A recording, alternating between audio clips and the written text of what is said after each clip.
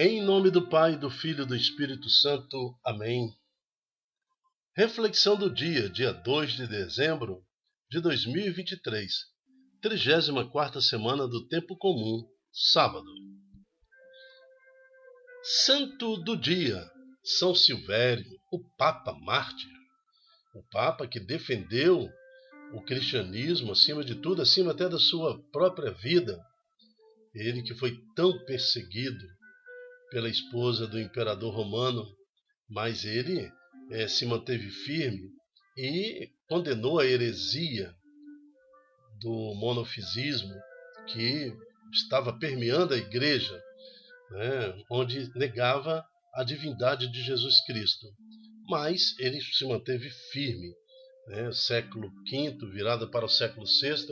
Então nós temos aí São Silvério mostrando na sua firmeza a direção a ser tomada pela igreja, pelo caminho do cristianismo. Aquele que soube seguir a Cristo e imitá-lo em tudo, até mesmo no martírio, dai ao nosso Papa esta mesma força e sabedoria. Dai também aos líderes, os padres, bispos dessa igreja, os leigos, a virtude necessária para doar-se inteiramente, sempre à frente do seu povo, como modelo do rebanho e bom pastor. São Silvério, Papa e Mártir, rogai por nós. Dentro da liturgia de hoje, na primeira leitura, é a sequência de ontem, do capítulo 7, onde o anjo vai explicar a Daniel a visão daqueles 4 seres. Nós já falamos que cada um desses seres representa um tipo de reino, o babilônico, o persa, o reino romano, mas chamamos a atenção ontem para aquele animal grande que parecia um crocodilo, mas que ficava em pé sobre as 2 patas e era cheio de chifre. É nesse aí que eu quero me ater agora na reflexão do dia. O 4º animal, que é esse, é um reino que surgirá na terra e será maior do que todos os outros reinos. Há de devorar a terra inteira e espezinhá-la, esmagá-la. Quanto aos 10 chifres, o reino serão 10 reis. Um outro surgirá depois dele, e esse será mais poderoso do que os seus antecessores, e abaterá os outros 3, e articulará a insolência contra o Altíssimo, e perseguirá os santos, e se julgará em condições de mudar os tempos, as leis. Os santos serão entregues ao seu arbítrio por um tempo, por tempos e por um meio tempo. O tribunal se estabelecerá e o chifre será tirado do poder, até ser destruído, desaparecer para sempre. Então, esta visão em Daniel 7, então ele fala de coisas que aconteceriam ainda no futuro, que era o reinado, o Império Romano, mas também ele projetou a visão para um pouco antes da vinda do Senhor Jesus, a gloriosa vinda do Senhor. As 10 nações, um governo só no mundo. Olha só o que isso representa de ameaça à religião, ao cristianismo. Agora recente, em 1940, 42 e 45, o nazismo, o Hitler, tentou fazer o império, fazer o império nazista. Ele queria dominar o mundo todo, um só governo, uma só nação, uma só religião. Então ele tentou fazer isso aí. Olha quanto de morte, quanto sofrimento, quanta perseguição surgiu no mundo. E nós estamos vendo agora o cumprimento da profecia em Daniel capítulo 7, porque esse reino que vai anteceder a vida de Jesus, que vai dominar toda a terra, me parece que ele surge com a permissão das pessoas. Não foi diferente no tempo de Macabeus, uns 150 anos antes de Jesus, quando Antíoco Epífanes invadiu ali Israel, o povo clamou por ele. O povo judaico, judeus, que deveriam seguir a tradição do culto ao seu Deus, não, eles mesmos falavam: reina sobre nós, já estamos cansados de ter os mandamentos, de seguir as leis do Senhor. Nós queremos ser profanos, nós queremos ser iguais a todos os reinos que nos cercam. Então, a própria nação judaica seduziu, induziu para que o inimigo fosse lá, destruísse o templo, queimasse os pergaminhos das leis, os livros da lei, e implantasse ali toda forma de culto bizarro, satânico, aliás, ainda animados e profanando o templo do Senhor. Não foi diferente o que aconteceu na época de Saul, por exemplo, que antecedeu a Davi, quando eles pediram ao profeta do Senhor: dai-nos um rei, queremos um rei profano, como todas as nações pagãs ao nosso lado. Nós não queremos que o Senhor seja o nosso rei, nós queremos ter um rei, como todo mundo tem. E olha a confusão que deu em Israel. Saul não soube governar, perseguiu o seu povo. Depois veio Davi, aí conseguiu, na bênção do Senhor, estabelecer um pouco de ordem. Depois entrou Salomão, que começou bem, mas depois pisou no tomate no final do teu reino. E depois do filho de Salomão, a desgraça total e a queda de Jerusalém, aonde Nabucodonosor vem, destrói templo e dispersa todo mundo e acabou a nação por 88 anos. Então é isso. Eu tenho para mim que esse fim dos tempos, essa chegada, esse reino que vai se estabelecer, conforme Daniel 7, que haverá esse tempo de perseguição, um reinado único no mundo, vai acontecer, mas as pessoas estão querendo isso. As pessoas estão renunciando aos mandamentos do Senhor, renunciando à religião, e principalmente a pessoa de Cristo Jesus, e toda a sua linha judaica, né, de pensamento, de moral, ordem e tudo mais, em benefício dos prazeres. Que isso? Isso nós já sabemos. O que vai nos levar? Isso vai nos levar a um sofrimento, a uma ausência diante de Deus, perseguição. E aqui ele conclui o capítulo 7 de Daniel, no versículo 26.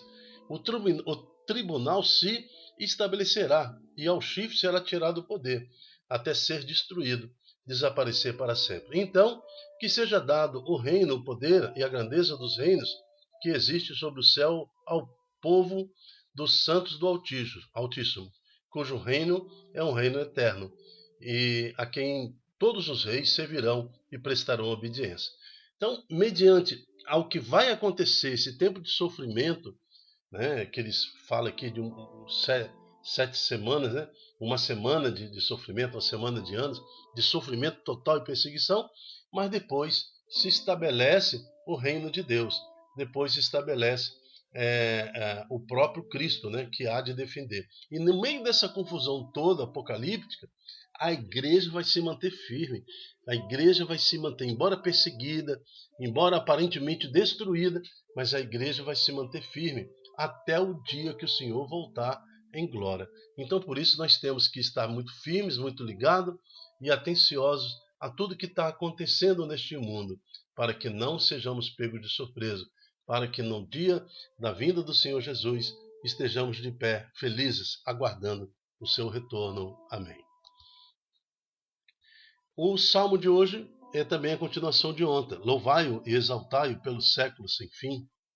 Filhos dos homens, bendizei, sacerdotes do Senhor, bendizei, almas do justo, bendizei o Senhor, santos, humildes, bendizei o Senhor.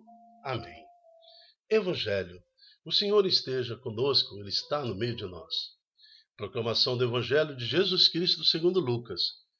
Glória a vós, Senhor. Lucas, capítulo 21, 34 e 36.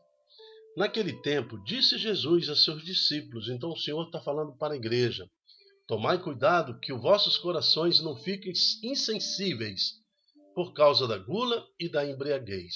Então, tomai cuidado com a gula, que são os prazeres mundanos, né, a embriaguez e as preocupações dessa vida. E esse dia não caia de repente sobre vós, pois esse dia cairá como armadilha sobre todos os habitantes de toda a terra. Então, ele está falando da segunda vinda, do dia do julgamento, do dia da manifestação gloriosa do Senhor, onde se cumpre todas as profecias, no dia em que todo mundo, todos aqueles até que já morreram, serão ressuscitados para o julgamento final. Tomai cuidado para que esse dia não caia de repente sobre todos vós. Cuidado! né? Esse dia cairá como uma armadilha sobre todos os habitantes da terra, sobre todos. Então, algumas pessoas me perguntam, Dildo, é o fim dos tempos? O que está acontecendo já é um sinal claro que Jesus está voltando? A resposta é a resposta da igreja. Sim, mas não agora. Essa é a resposta que há séculos a igreja tem dada com relação à expectativa do julgamento do Senhor. Sim, são sinais dos últimos dias. Sim, nós estamos vivendo os últimos dias. Mas isso não significa que é agora. Não significa que é o mês que vem, que é o ano que vem. O fim dos tempos pode durar quanto tempo, né, o Senhor julgar que deva durar. Mas estamos vivendo, sim, os fins dos tempos. Portanto, encerro o evangelho de hoje. Ficai atentos e orai, e a todo momento, a fim de terdes força para escapar a tudo que deve acontecer e para ficardes de pé diante do Filho do Homem. Palavra da salvação. Glória a vós, Senhor. Pedimos a Deus, então, em nome de Jesus, para que essa graça de ficar de pé diante do Cordeiro, receber aquele que vem, né, de ter esperança nessa salvação em Jesus Cristo, nos alcance e que possamos, nessa fé, traduzir para a nossa família, nossos filhos, a esperança, a felicidade de receber aquele que vem, né? Aquele que há de retornar. Todo cristão batizado que vive essa sinceridade no seu coração da conversão, fica alegre com a notícia que o Senhor vem. Agora, aquele que está no pecado, aquele que está afastado do Senhor, ele deve temer realmente, deve ter medo, né, desse dia glorioso. Mas aquele que vive na sua condição de batismo, viva a esperança, a alegria, pois o Senhor vem. E eu quero também lembrar que hoje é a última semana do tempo, né, litúrgico. Então o ano litúrgico se encerra hoje. A partir de amanhã já é o primeiro domingo do advento, né, de uma nova fase, de um outro ano que se segue, o advento, a vinda do Senhor Jesus. Por isso a liturgia vai estar sempre nos preparando para acolher e receber o Senhor Jesus. Eu me chamo Dilton Góes. O nosso projeto chama-se Ai de mim se não evangelizar. E realmente, fica difícil viver, né? Difícil viver. Fica sem sentido. Ai de mim se não evangelizar. Evangelizar na alegria, nas reuniões familiares, no Natal, no Ano Novo, né? nas festas celebrativas, mas sempre evangelizando. Seja você também um evangelizador. Multiplique em suas redes sociais esta oração, esta palavra, para que mais corações estejam sensíveis à vinda do Senhor Jesus e recebam essa notícia com alegria, e não com medo, mas com alegria, porque o Senhor vem. Amém. Até a próxima, se Deus quiser. Tchau, tchau.